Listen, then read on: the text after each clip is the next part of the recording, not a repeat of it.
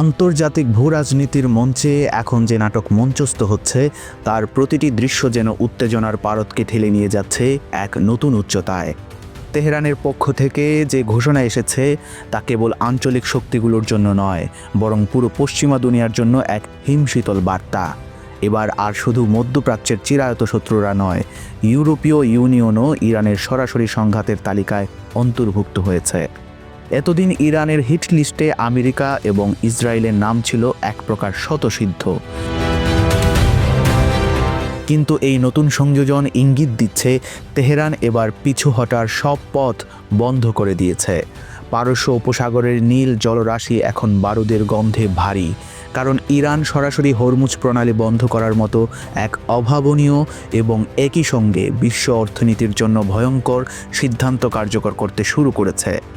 পশ্চিমারা হয়তো স্বপ্নেও ভাবেনি যে ইরান এমন এক কৌশল অবলম্বন করবে যেখানে তারা নিজেরাই নিজেদের পাতানো ফাঁদে একঘরে হয়ে কোণঠাসা হয়ে পড়বে। হরমুজ প্রণালী, যা বিশ্ব বাণিজ্যের লাইফলাইন হিসেবে পরিচিত, সেই জলপথটি কার্যত এখন ইরানের হাতের মুঠোয়। বিশ্ব তেলের সবচেয়ে গুরুত্বপূর্ণ এই প্রবেশদ্বারটিকে ব্যবহার করে ইউরোপ আর আমেরিকা ইরানকে যেভাবে অর্থনৈতিকভাবে চেপে ধরতে চেয়েছিল, তার পাল্টা জবাব হিসেবে তেহরান এমন এক মরণ কামড় দিয়েছে যা পশ্চিমা নীতি নির্ধারকদের সমস্ত ভবিষ্যৎবাণী এবং সিলেবাসের বাইরে ছিল। তারা চেয়েছিল নিষেধাজ্ঞা আর চাপের মাধ্যমে ইরানের হাত পা বেঁধে পানিতে ফেলে দিতে, যাতে দেশটি আর কোনোদিন মাথা তুলে দাঁড়াতে না পারে। কিন্তু ইরান উল্টো তাদের দিকে চূড়ান্ত চ্যালেঞ্জ ছুড়ে দিয়েছে, যার মূল লক্ষ্য ইউরোপের ভঙ্গুর অর্থনীতিকে ধসিয়ে দেওয়া। ইরানের প্রেসিডেন্ট মাসুদ পেজেশকিয়ানের সাম্প্রতিক বক্তব্য এই পরিস্থিতির ভয়াবহতাকে আরও বাড়িয়ে দিয়েছে। তার ভাষায় যে কঠোরতা ও দৃঢ়তা ছিল, তা শোনার পর পশ্চিমা দুনিয়ার কপালে যে চিন্তার ভাঁজ পড়েছে তা গভীর উদ্বেগের জন্ম দেয়। তিনি পরিষ্কার জানিয়েছেন, এটি কোনো সাধারণ হুমকি বা ধমক নয়। বর্তমান পরিস্থিতিকে তিনি 1980 সালের সেই রক্তক্ষয়ী ইরাক যুদ্ধের চেয়েও অনেক বেশি ভয়ানক ও জটিল বলে অভিহিত করেছেন। প্রেসিডেন্ট পেজেশকিয়ান স্মরণ করিয়ে দেন, 80-এর দশকে যখন সাদ্দাম হোসেনের ইরাকের সঙ্গে যুদ্ধ চলছিল, তখন শত্রু চেনা যেত, মিসাইল কোথায় মারতে হবে তার লক্ষ্যও স্পষ্ট ছিল। কিন্তু আজকের এই সংঘাত সম্পূর্ণ ভিন্ন। আমেরিকা ও ইউরোপ মিলে ইরানকে অর্থনৈতিক, রাজনৈতিক ও সাংস্কৃতিক দিক দিয়ে চারপাশ থেকে যে নিশ্ছিদ্র জালে ঘিরে ফেলার চেষ্টা করছে, একে তেহরান সর্বাত্মক যুদ্ধ বা অল আউট ওয়ার হিসেবে দেখছে। যখন কোনো দেশ অনুভব করে তার পিঠ দেওয়ালে ঠেকে গেছে এবং হারানোর আর কিছুই নেই, ঠিক তখনই তারা চূড়ান্ত আঘাত হানার জন্য প্রস্তুত হয়। ইরান এখন ঠিক সেই অবস্থায়। হরমুজ প্রণালীতে ইরানের একচ্ছত্র আধিপত্য ও ত্রাসের রাজত্ব কায়েমের মধ্য দিয়েই এই পাল্টা আঘাতের সূচনা হয়েছে।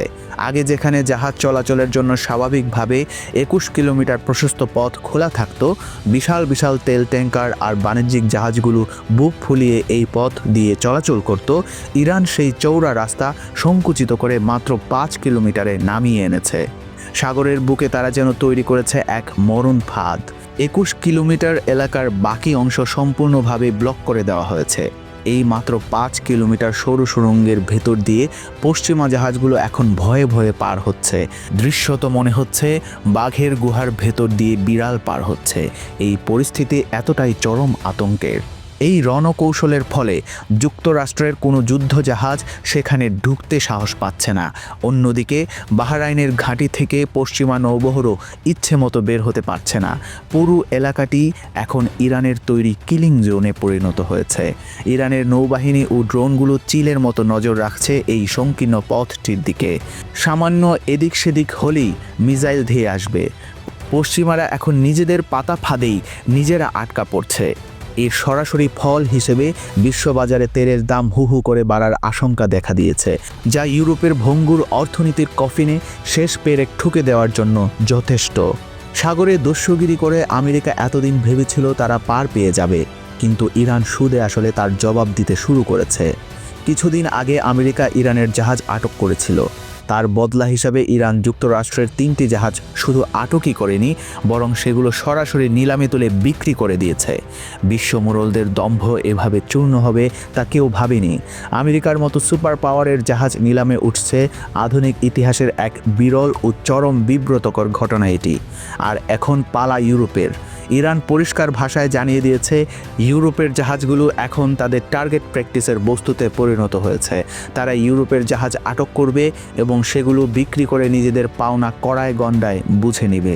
এই সিদ্ধান্তটি এসেছে ইউরোপীয় ব্যাংকগুলো কর্তৃক যুক্তরাষ্ট্রের নির্দেশে ইরানের যে বিপুল পরিমাণ অর্থ আটকে রাখা হয়েছে তার ক্ষতিপূরণ হিসেবে। এতদিন যারা ইরানের উপর নিষেধাজ্ঞা দিয়ে মজা দেখছিল, এখন তাদের নিজেদের জাহাজ বাঁচাতে ঘাম ছুটছে। ইউরোপীয় ইউনিয়ন যতই চেঁচামেচি করুক না কেন, হরমুজ প্রণালীতে ইরানের এই কঠোর অবস্থানের সামনে তারা কার্যত অসহায়। ঠিক এই উত্তপ্ত পরিস্থিতির মধ্যেই ইরাকের মধ্যস্থতায় আলোচনার এক নতুন নাটক মঞ্চস্থ হতে যাচ্ছে। ইরাকের প্রধানমন্ত্রী আল সুদানি ঘোষণা দিয়েছেন যে বাগদাদে ইরান আর যুক্তরাষ্ট্রের বৈঠক হতে চলেছে। তবে ইতিহাস বলছে আমেরিকার এই শান্তির প্রস্তাব আসলে মিষ্টি কথায় মোড়ানো বিশেষ ছুরি ছাড়া আর কিছু নয়। অতীতে ওমানের মধ্যস্থতায় আলোচনার সময়ও আমেরিকা একই কাজ করেছিল। একদিকে আলোচনার ধোঁকা দেওয়া হচ্ছিল আর অন্যদিকে হামলার ছক খসা হচ্ছিল। এই কথিত শান্তি আলোচনা আসলে ঝড়ের আগের নীরবতা মাত্র। আমেরিকা বড় কোনো হামলার প্রস্তুতির জন্য সময় কিনছে, যাতে আলোচনার নামে প্রতিপক্ষকে বিভ্রান্ত করে অপ্রস্তুত অবস্থায় হামলা চালানো যায়। পেন্টাগন হয়তো ভাবছে আলোচনার বাহানায় ইরানকে কিছুটা শান্ত রেখে হঠাৎ করে বড় কোনো বিপর্যয় ঘটাবে, কিন্তু তেহরান এবার আগে থেকেই সতর্ক। তারা জানে আমেরিকার হাসি মুখের আড়ালেই লুকিয়ে আছে ভয়ঙ্কর কোনো ষড়যন্ত্র। তবে এবার জিওপলিটিক্সের দাবার বোর্ডে সবচেয়ে বড় চালটি দিয়েছে ইরান। তেহরান শর্ত দিয়েছে যে কোনো চুক্তিতে চীনকে বডিগার্ড বা গ্যারান্টার হিসেবে থাকতে হবে। এই একটি শর্তে দৃশ্যপট সম্পূর্ণ বদলে যাচ্ছে। ইরানের আকাশসীমা এবং পরমাণু কেন্দ্র পাহারা দেওয়ার দায়িত্বে থাকবে চীনের সেনাবাহিনী ও যুদ্ধ বিমান। এবার আমেরিকার ঘাড়ে নিঃশ্বাস ফেলছে ড্রাগন। খোদ মধ্যপ্রাচ্যে চীনের এই সামরিক উপস্থিতি পশ্চিমাদের জন্য এক দুঃস্বপ্নের কারণ হয়ে দাঁড়িয়েছে। ইরান সাফ জানিয়ে দিয়েছে আমেরিকার কোনো প্রতিশ্রুতি বা কাগজের চুক্তিতে তাদের আর বিন্দুমাত্র বিশ্বাস নেই, তাই জামিনদার হিসেবে চীনকে চাইছে তারা। এর মানে হলো যদি আমেরিকা ভবিষ্যতে কথা না মানে বা চুক্তি ভঙ্গ করে, তবে চীন সরাসরি ইরানের হয়ে সামরিক ব্যবস্থা নেবে। এই একটি চালে মধ্যপ্রাচ্যের সমীকরণ পুরোপুরি উল্টে গেছে। ইরান এখন আর একা নয়। চীন ও রাশিয়ার এই শক্তিশালী বলয় ইরানকে এমন এক সুরক্ষা কবচ দিয়েছে যা ভেদ করা আমেরিকার জন্য এখন অসম্ভব প্রায়। ইউরোপ এতদিন আমেরিকার সুরে সুর মিলে ইরানের বিরুদ্ধে কথা বলতো। জার্মানির মতো দেশগুলো ইসরায়েলকে দেদারসে অস্ত্র দিয়েছে, যা গাজা ও লেবাননে গণহত্যায় ব্যবহার হয়েছে। ইউরোপীয় ইউনিয়ন ভেবেছিল তারা সুরক্ষিত দূরত্ব থেকে এই খেলা চালিয়ে যাবে, কিন্তু ইরানের এই যুদ্ধ ঘোষণা তাদের সেই ভুল ভেঙে দিয়েছে। হরমুজ প্রণালী দিয়ে ইউরোপের জ্বালানি সরবরাহ বন্ধ হয়ে গেলে তাদের শিল্প কারখানা অচল হয়ে পড়বে। শীতের মৌসুমে ইউরোপের মানুষ জমে বরফ হয়ে যাবে। ইরান ঠিক এই জায়গাটিতেই আঘাত করেছে। তারা ইউরোপের দুর্বলতা জানে এবং ঠিক সেখানেই চাপ দিচ্ছে। একেই বলে টুটি চেপে ধরা।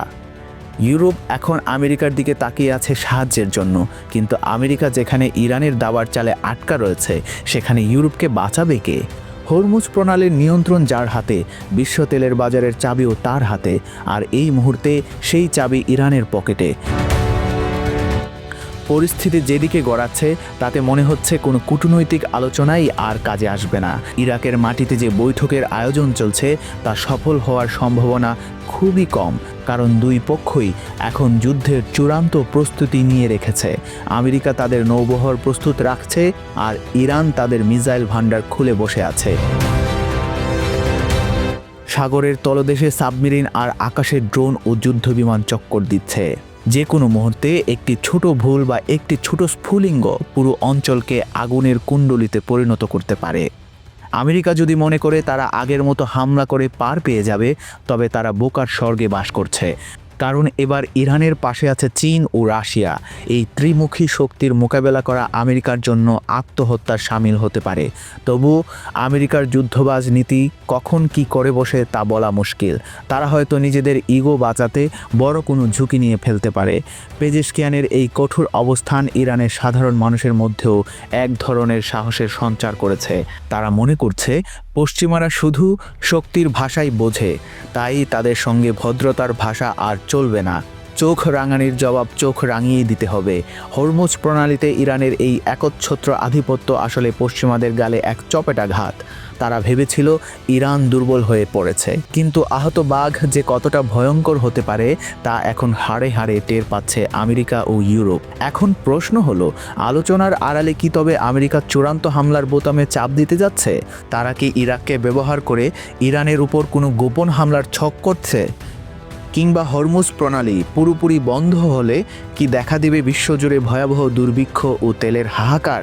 পশ্চিমারা কি তাদের পতন ঠেকাতে মরিয়া হয়ে উঠবে? তৃতীয় বিশ্বযুদ্ধের দামামা কি তবে বেজেই গেল, নাকি শেষ মুহূর্তে কোনো মিরাকেল ঘটবে? উত্তেজনার পারদ এখন চরমে এবং পুরো বিশ্ব এখন তাকিয়ে আছে হরমুজ প্রণালীর সেই 5 কিলোমিটার শুরুপথের দিকে, যেখানে নির্ধারিত হতে যাচ্ছে আগামী দিনের বিশ্ব রাজনীতির ভাগ্য।